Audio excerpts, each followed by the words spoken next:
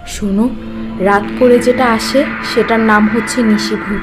ওরা একাই অনেক পরিচিত মানুষের কণ্ঠ করে ডাক দিতে পারে।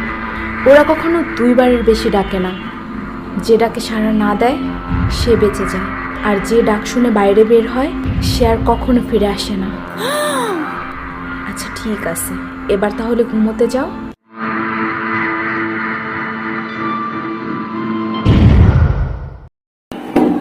খুকি, এই খুকি, একটু শুনে যাও তো।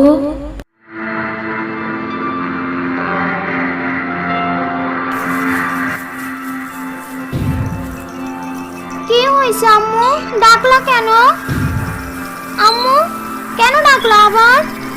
তোমার আম্মু না, ডাকছিলাম তো আমি।